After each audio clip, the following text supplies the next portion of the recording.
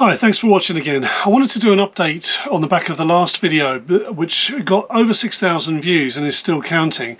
So it's obviously resonated with quite a lot of people. A lot of people following our progress, following what we're looking to do. A lot of people disagreeing, but still choosing to follow the channel, which is great. Thank you so much. I really appreciate it. I've also had some quite nasty comments, but you know, that's by and by. You know, you're always going to get those sort of people out there. But I've also had some wonderful comments, really encouraging, even if they don't agree with what we're doing and don't agree that the finances add up, you know, but you know, hey, fair enough. I'll take it all on the chin. This is an exercise in toughening up, I think, to be honest, but I wanted to give you an update and a bit more background as to why I may have made certain decisions. I've been looking, you know, introspectively as to why I might have made those decisions. You know, a lot of your comments have really got me thinking, and have also got me questioning my plan. You know, I have been questioning my plan. We sit down and talk about our plan on a daily basis, and I remember someone saying to me a long time ago when I was in business with somebody that you can set your goals in concrete but your plans in sand. I think, you know, what that means to me is you've got your ultimate goal, but your plans to get there may change, and that may be the case for us. We might have to adapt. We might have to change our overall plans, but the overall goal is for me to not have to work as such. And when I say give up work, I mean a job, something where I exchange time for money.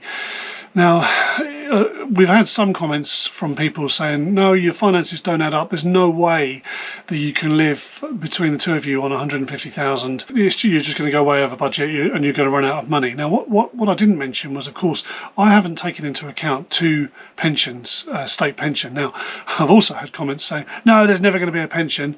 And then when I dared to say that there might not ever be a pension for people of my age, I've had some come back on that saying, how ridiculous, don't be so stupid.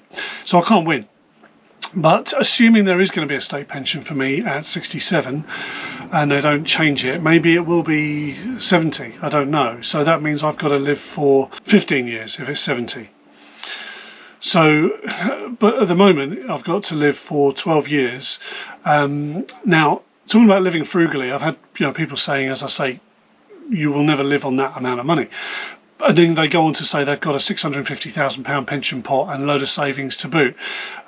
So, you know, these are people who are in a different world to me. You know, I've got friends who are on massive incomes, you know, insurance directors and professors and people who earn just crazy money that they really do not have to be concerned with the cost of living.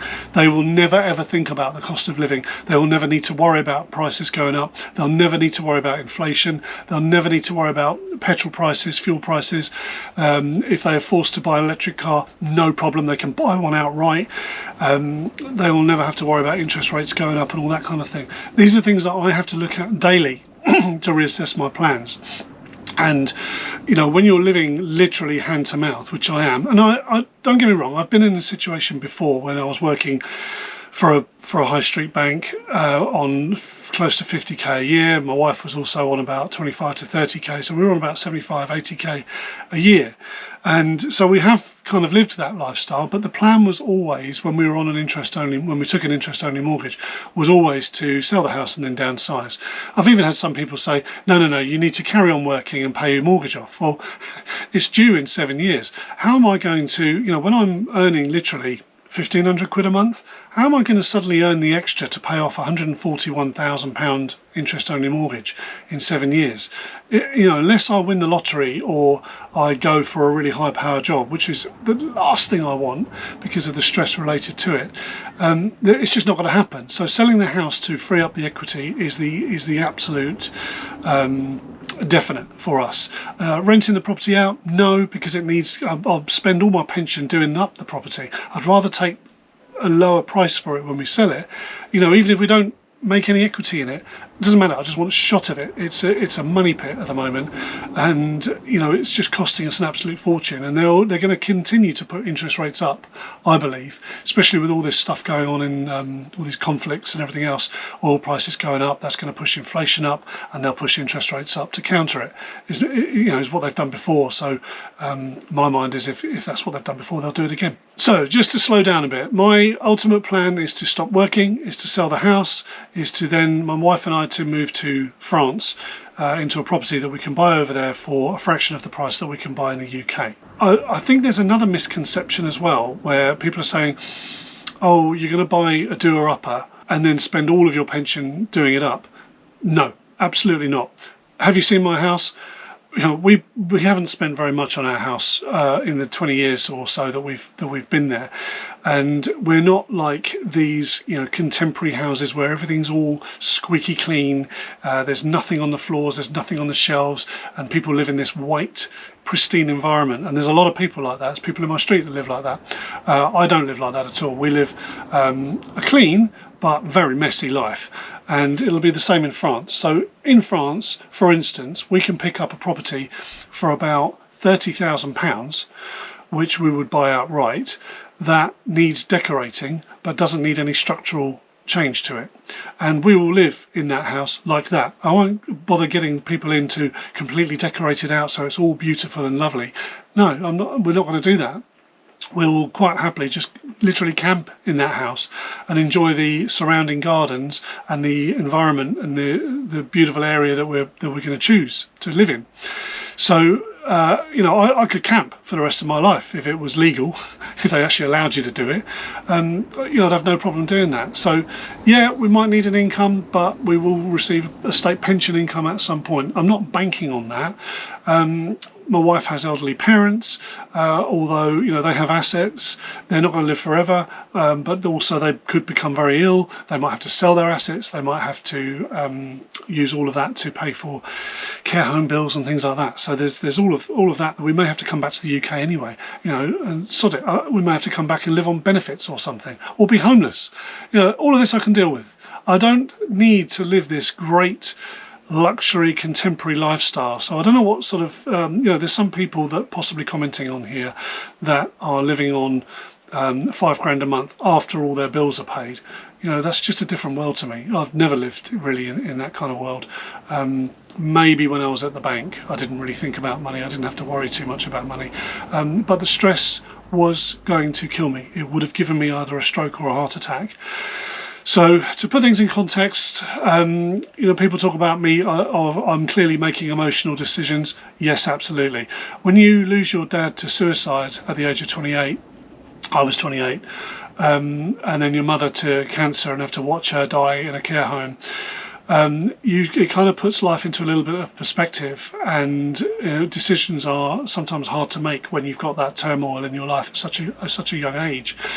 So things were just going all tickety-boo for me before the age of 28, and I was on a career progression, moving forward in life as everybody else was. I was on the conveyor belt.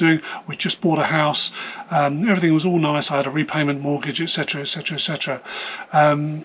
Everything turned upside down when all of that happened, and the decisions we made, if in hindsight 2020's vision is a thing, isn't it? So if I could go back and change the decisions, I possibly would have changed a couple of things. I don't know, but you know what, it's got me where I am now, and let me tell you where I am now.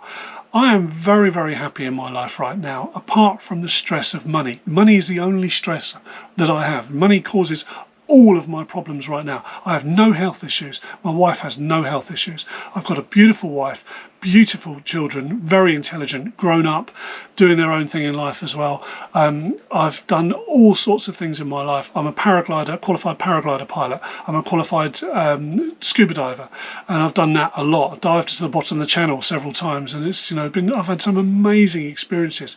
People telling me, "Oh, you're stupid for buying a boat." Why? I bought a boat knowing full well it was going to degrade in value. I could use the money right now, and yes, I'm struggling to sell it, but I've really enjoyed that boat. I've had some great times on it, and do you know what? If I don't sell it, it cost me 50 quid a month. as a part of a club to moor it. You know, there's people with boats who can't sell them on a mooring in other areas in marinas that are costing them £200-300 a month or more. So, you know, as a 50 quid a month, that's a little bolt hole. I can stay on that if I want to. I could even live on it, really, partially, because there's shower facilities there. And the club would allow that, kind of turn a blind eye, if you know what I mean. So the kind of people that are commenting saying, oh, you couldn't live that kind of lifestyle, you know, let me just put it into context. I have never, ever had a holiday that's all inclusive. And that's through choice. I've never wanted any of that. I've never wanted everything all done for me. We did camping holidays. We camped in the south of France for 9 years running.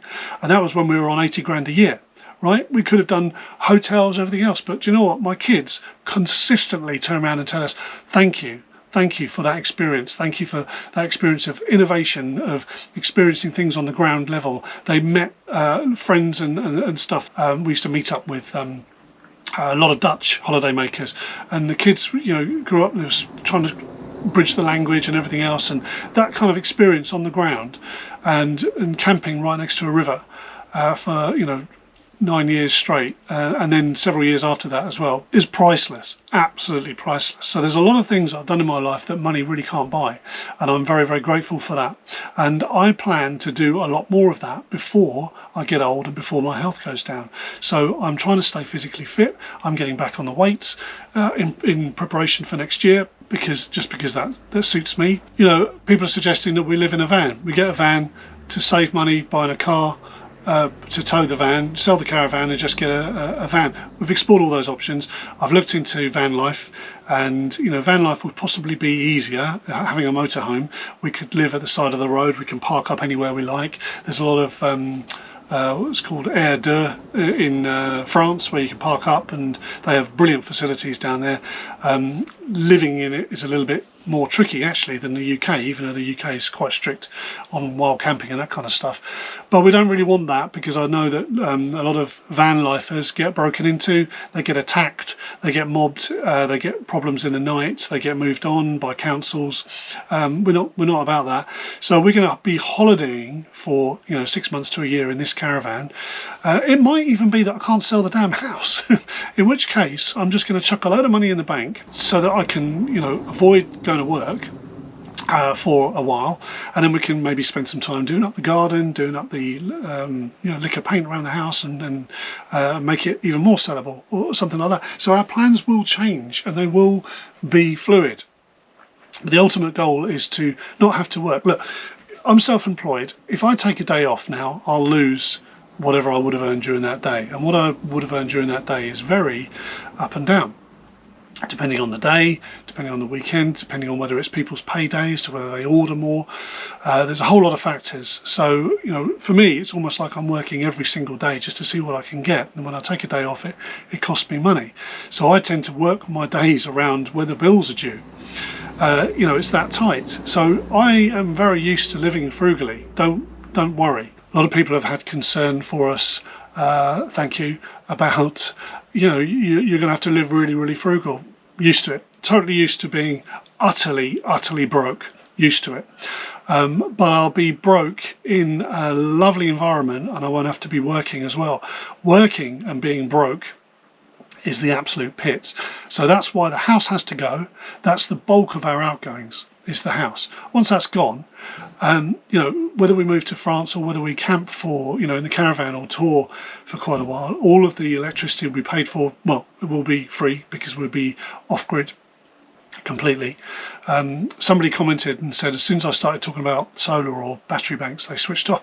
Sorry about that, but you know, there is a thing called solar power which gives you free energy, and that's what I'll be using. Another thing we're looking at, which I'm not sure if I mentioned before, is with properties being so cheap in France at the moment, if you really shop around, we were looking at doing some kind of Airbnb style, buy a second property. So we buy one really, really cheap thing that we can literally just a shell that we can just camp in, and gradually make it nice, you know, one room at a time or whatever. Then spend a bit more money, hopefully with the proceeds from the house, if we get that far, on another property that we then rent out on Airbnb. But looking on Airbnb, I mean, the prices, you could probably earn 30, 40 grand a year just on one property in high season, and it would average out probably after tax and various other bits and pieces of about a couple of thousand a month, which would more than be enough to keep us going. But the French really don't like that. I mean, you only have to look at all these riots and protests in Spain and Italy and surrounding areas. That's going to come to France too. They're not happy about people renting properties out for Airbnb. What they do look really kindly upon, though, is for you to have a property that you've bought that you then rent out to the public. Now, the income from that is absolutely minuscule.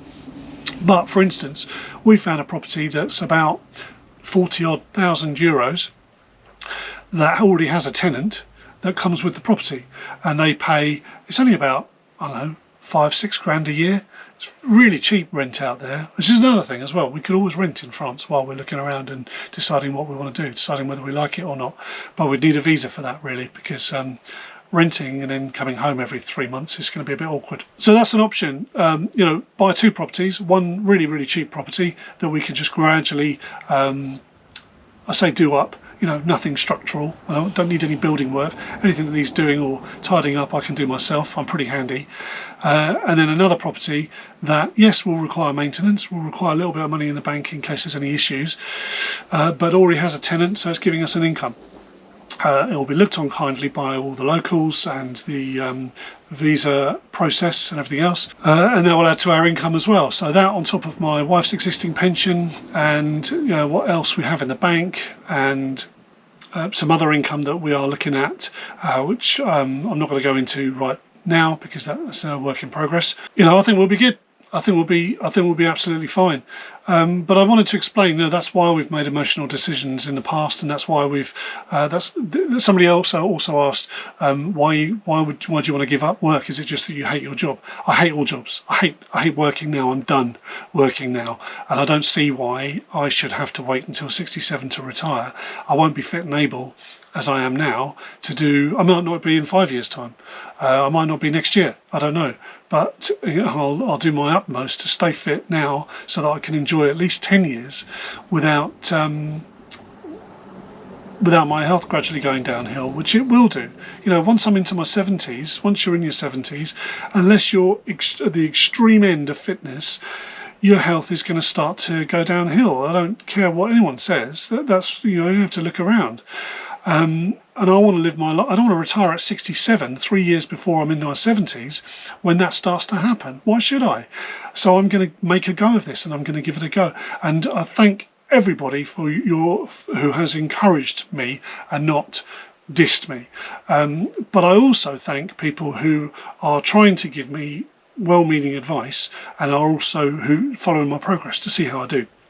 I appreciate you too, but I do appreciate the encouragement, because I know there's a lot of people in the same boat, if not with no money, you know, behind them, and want to get out of work and are absolutely fed up with it. I'm fed up with the UK. I want to leave the UK and want to go somewhere cheaper and everything else. Just you know, you've got to do these things, and most of the time when you try to do something that's against the norm, it's like the old crabs in the bucket analogy. When you put a load of crabs into a bucket, if one tries to climb out, the rest will drag them back in. And that's what I'm experiencing here, funny enough, just because I'm trying to go against the norm, because I'm not doing the good boy thing where I retire at 67 and I take what's given to me and then I do what the state tells me to do. No, and just because I'm bucking the norm, I'm meeting resistance from viewers even, which is interesting. It is interesting. I'm learning a lot about people by doing this channel, so and myself. Of course, that's the idea, I suppose. Anyway, thought I'd give you a quick update, and we're going to be doing some more updates on, or I'll be doing some more updates on how practical it might be or might not be to actually live in this caravan for 6 months to a year. But in the meantime, thanks very much for watching. If you've got this far and you're wondering, you know, what on earth is he on about, just rewind a couple of bits, maybe have a look at a couple of previous videos, and if that's something you want to follow, then, you know, please hit the like button and subscribe. I'd appreciate it. In the meantime, I'll see you on the next video. Cheers.